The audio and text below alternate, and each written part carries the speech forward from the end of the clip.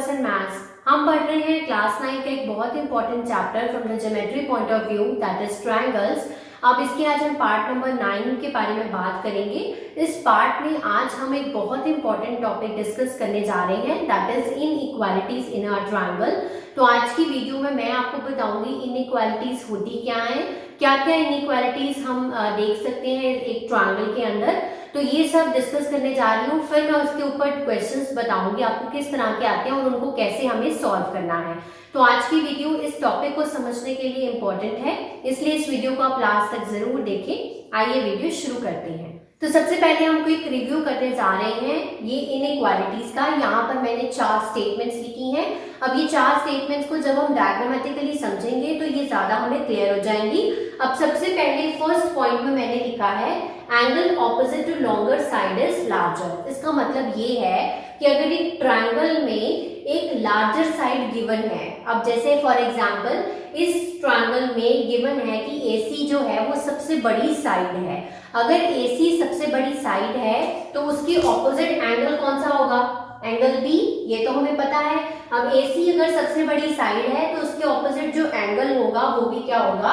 बड़ा होगा। सो यहाँ से हम कंक्लूजन में लिख सकते हैं कि एंगल B इज लार्जर। सबसे बड़ा एंगल इस ट्रायंगल में कौन सा है? एंगल B है, क्योंकि उसकी ऑपोजिट साइड सबसे बड़ी है। सेकेंड स्टेटमेंट हमें क्या कहती है? हमें कह रही है side opposite to larger angle is longer. अब यहाँ से ये ट्रायंगल ABC है और इसमें सबसे बड़ा एंगल जो गिवन है वो मुझे गिवन है कि एंगल B सबसे बड़ा एंगल है। अगर एंगल B सबसे बड़ा एंगल है तो उसके ऑपोजिट साइड कौन सी है? AC, that will be longer side. सबसे बड़ी साइड कौन सी बन जाएगी? लॉन्गर साइड बन जाएगी। ये एक दूसरे से आपस में देखिए वाइस वर्सा है। अगर आपको बड़ी साइड दी है तो उसके ऑपोजिट एंगल बड़ा हो जाएगा। अगर बड़ा एंगल दिया है तो उसके ऑपोजिट जो साइड है वो सबसे बड़ी साइड बन जाएगी। तो ये दो पहली जो है वो इनइक्वालिटीज हैं। अब थर्ड इनइक्वालिटी हमें क्या कहती है? Sum of any two sides is greater than the third side.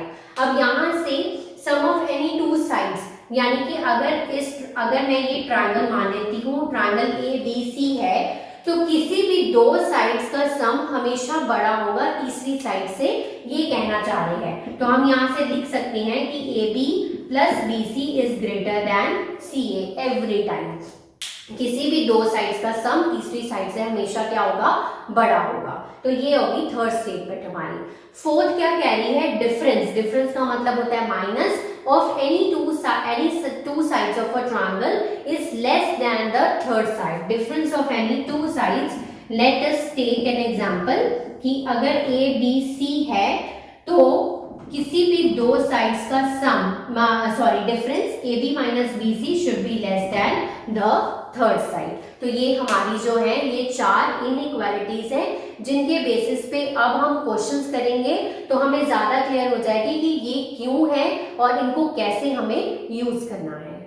Move करते हैं अपने क्वेश्चंस की तरफ। तो सबसे पहला जो क्वेश्चन मैंने लिया है उसमें आप देखिए, इसमें ट्रायंगल गिवन है PQR, ठीक है। इसमें एक S पॉइंट है। If S is any point on the side QR, then हमें प्रूव करना है कि ये जो PQ है प्लस QR है प्लस RP है, this is greater than 2PS। तो ये बीच वाली जो लाइन है इसकी ट्वाइस है वो चीज, तीनों जो साइड्स का प्लस है वो ग्रेटर है। अब उसके लिए हमें इन दोनों ट्रायंगल्स को कंसिडर करना होगा। अभी अभी हमने जो प्रॉपर्टीज पढ़ी हम उनको यूज करेंगे।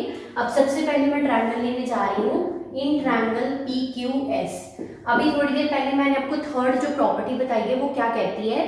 सम of any two sides of the triangle is always greater than the third side, ठीक है। तो मैं दो साइड्स जो हैं वो हमेशा तीसरी साइड से बड़ी होती हैं। तो मैं यहाँ से लिख सकती हूँ PQ plus QS, PQ plus QS is greater then PS। लिख सकती हूँ? बिल्कुल लिख सकती हूँ, ठीक है। अब मैंने कैसे डिसाइड कर लिया कि ये PS से बड़ी है? क्योंकि मुझे राइट साइड पे ग्रेटर वाली PS चाहिए, तो यहाँ पे PS इसलिए मैंने इस तरह से लिया है। तो ये मेरी बन गई है फर्स्ट इक्वेशन। सेम वे मैं दूसरा ट्रायंगल लूंगी इन ट्रायंगल PSR, ठीक है। इस ट्रायंगल को कंसिडर करो PS और R। अब यहाँ से मैं क्या लिख सकती हूँ? PR plus RS, PR plus RS is greater then PS, ठीक है। ये मैंने यहाँ से लिख लिया। अब यहाँ से मैं क्या करूंगी, अब मुझे क्या चाहिए, ट्वाइस ऑफ पी एस। तो मैं इन दोनों इक्वेशंस को अगर ऐड कर दूं तो adding equation number 1 and equation number 2, तो मुझे लेफ्ट साइड पे क्या मिल जाएगा, P Q plus Q S plus P R plus R S is greater then P S plus P S. ठीक है, अब यहाँ से मुझे क्या क्या चाहिए, पी क्यू तो एज इट इज चाहिए, तो मैं यहाँ से सीधे पी क्यू लिख रही हूँ। साथ में क्या आएगा, ये जो क्यू एस है और आर एस है टोटल करके क्या बना रहा है, क्यू आर, और ये पी आर हम इस तरह से लिख लेंगे। ठीक है, और ग्रेटर देन ये P S plus P S कितना बन गया, ट्वाइस ऑफ पी एस। तो ये जो रिजल्ट उन्होंने हमें प्रूव करने के लिए कहा था, बाय यूजिंग इनइक्वालिटीज जो हमने पढ़ी थी उसको यूज करके हमने इस रिजल्ट को प्रूव कर दिया है। सो नेक्स्ट क्वेश्चन पे मूव ऑन करते हैं। अब यहाँ से देखिए हमें दो चीजें यहाँ से गिवन है। सबसे पहले ये देखते हैं एंगल बी जो है वो एंगल ए से बड़ा है। अब ये जो एंगल बी है वो इस एंगल ए से बड़ा है। अब एंगल बी अगर एंगल ए से बड़ा है तो एंगल बी के ऑपोजिट साइड कौन सी है, एओ।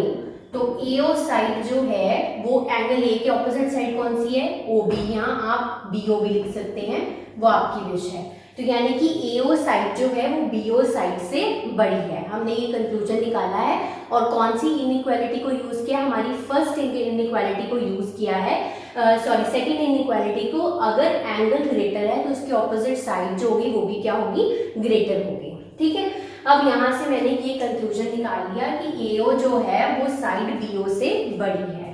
देन उसने एक और चीज गिवन है मुझे, एंगल सी जो है वो एंगल डी से बड़ा है। अब एंगल सी ये रहा, एंगल सी के ऑपोजिट साइड कौन सी है, ओडी है। ठीक है, या डीओ लिख सकते हो।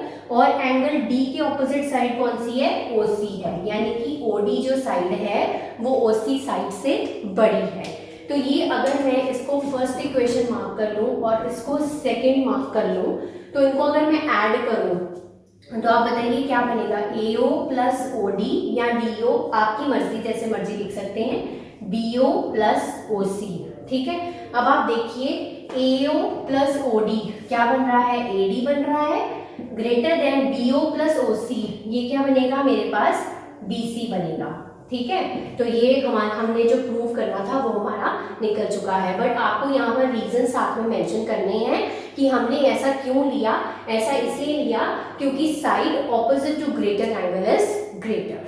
Moving to the next question. अब यहाँ पर भी फिगर हमें ऑलरेडी गिवन है, हम यहाँ से प्रूव करना है ये जो चारों साइड्स हैं इस पर्टिकुलर फिगर की, that is greater then twice of AC। अब यहाँ पर आपको दो ट्रायंगल्स दिखाई दे रहे हैं, इसमें भी हम जो थर्ड इनइक्वालिटी हमने स्टडी करी थी उसी को यूज करेंगे।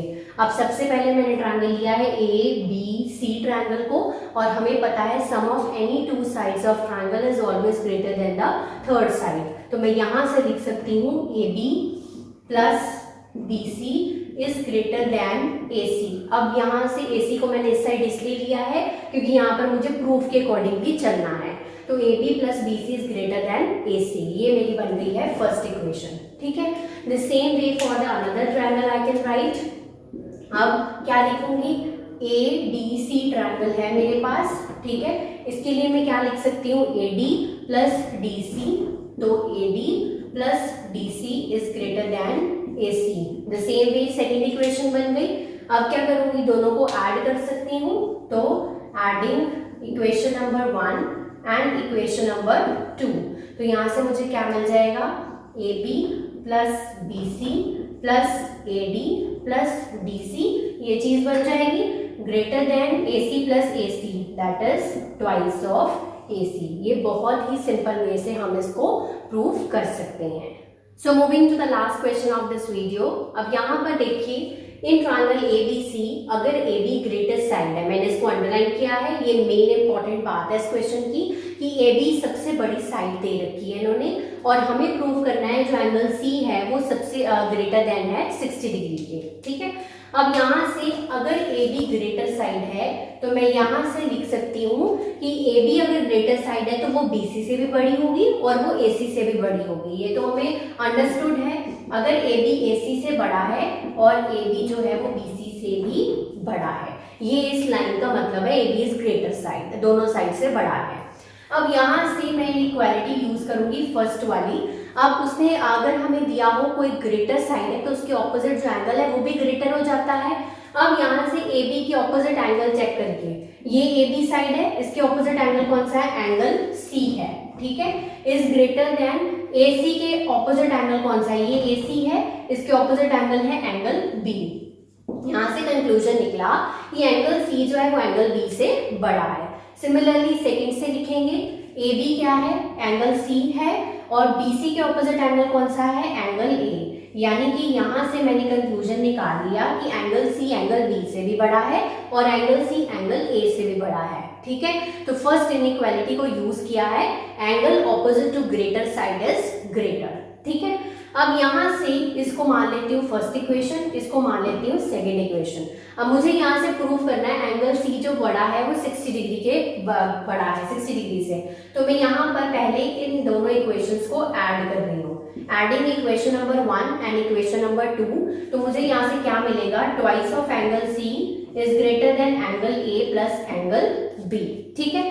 अब मुझे यहाँ पर एक ट्रिक यूज करना पड़ेगा, and I know that angle A plus angle B plus angle C का जो सम होता है वो कितना होता है, 180 डिग्री होता है। Sum of all the angles of a triangle equals to 180 degree. अब मेरे पास राइट हैंड माय साइड ध्यान से देखिए, एंगल ए है, एंगल बी है, अगर मैं किसी तरह से यहाँ पर एंगल सी डाल दूं तो उसकी वैल्यू मैं यहाँ से 180 पुट कर सकती हूँ। तो मैं यहाँ से क्या करूंगी, adding angle C on both sides. तो अगर दोनों साइड्स पे ऐड करो तो कोई फर्क नहीं पड़ता है, तो मैं लेफ्ट साइड पे भी ऐड करूंगी, राइट साइड पे भी ऐड करूंगी। तो twice of angle C plus angle C बन जाएगा। यहाँ से क्या बन गया, angle A plus angle B plus angle C, ठीक है। इसकी वैल्यू मुझे पता है कितनी होती है, 180 डिग्री होती है, और ये कितना बन गया, थ्राइस ऑफ एंगल सी। तो angle C is greater than 180 divided by 3। तो यहाँ से हमने प्रूव कर दिया कि angle C is greater than 60 degree. तो इस तरह से आपको इस क्वेश्चन को प्रूव करना था। तो आज की वीडियो के लिए इतना ही। आज हमने इनइक्वालिटीज इन ट्रायंगल्स को स्टडी किया है और उसके ऊपर बेसिक जो लेवल के क्वेश्चंस हैं वो हमने कवर किए हैं कि कैसे उन इक्वालिटीज को यूज किया जाता है। नेक्स्ट वीडियो में लास्ट पार्ट में इस ट्रायंगल्स चैप्टर के मैं आपको इस इनइक्वालिटीज ऑफ अ ट्रायंगल के ऊपर कुछ कॉम्प्लेक्स क्वेश्चंस करवाने जा रही हूँ। तो कोई भी वीडियो इस चैनल का और हमारे इस चैप्टर का नाम मिस करने के लिए आप हमारे चैनल को सब्सक्राइब कर लें और बेल आइकन को हिट कर लें ताकि वीडियोस के नोटिफिकेशंस आप तक पहुंचती रहे। और इनको डिफरेंट क्वेश्चंस के साथ आप प्रैक्टिस जरूर करें, और कोई डाउट आता है तो मुझे आप कमेंट सेक्शन में कमेंट करके बता सकते हैं, मैं उसका आंसर आपको जरूर दूंगी। तब तक आप इसको प्रैक्टिस करें, रिवाइज करें। Have a nice day.